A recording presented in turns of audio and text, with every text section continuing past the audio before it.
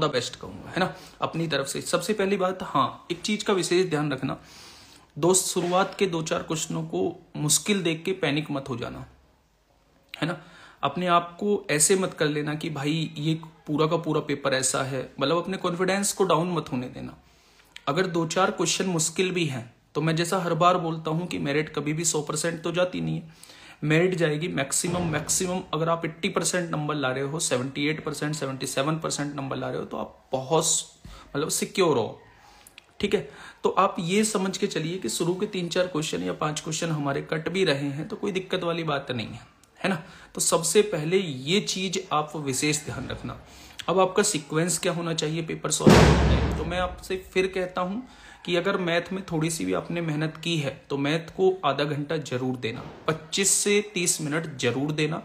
बाकी सब जो टाइम बचा आप लोगों का, 1 घंटा 5 मिनट, 1 घंटे में आप लोग बाकी अदर सब्जेक्ट को खत्म कर लेना, क्योंकि मुझे नहीं लगता जीएस में और कंप्यूटर में आप लोगों को कुछ सोचने के लिए टाइम चाहिए, तो वो तो बहुत जल्दी आप लोगों की मतलब कंप्लीट हो जाएंगे। रीजनिंग में थोड़ा सा टाइम चाहिए, तो रीजनिंग एसएससी की मुझे मतलब इतनी मुश्किल नहीं पूछी जाती है ना।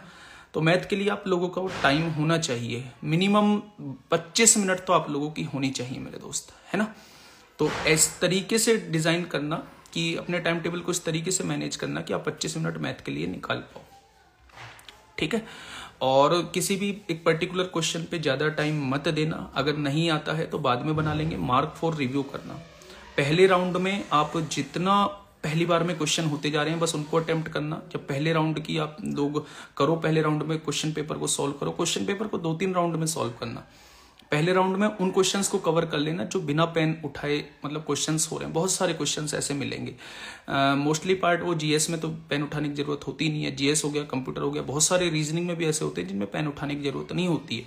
तो पहले राउंड में उन सारी चीजों को कर लेना जिसमें पेन उठाने की जरूरत ना पड़े या जो एक स्टेप में खत्म हो जाए।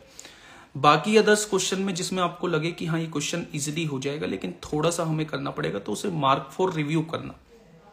अगर इस तरीके से पेपर के मतलब स्ट्रेटजी बनाओगे आप लोग, तो आप देखना कि एक अद्भुत ही आप लोगों का आउटपुट निकल के आएगा, ठीक है। एक रात में दिल्ली पुलिस पेपर कैसे क्रैक करें यूट्यूब पे डाल दो, यूट्यूब पे मिल जाएगी, है ना। एक रात में कैसे टॉपर बने, एक रात में कैसे दिल्ली पुलिस का पेपर क्रैक करें, कैसे तुक्का लगाएं, वो सारी चीजें यूट्यूब पे के लिए है ना।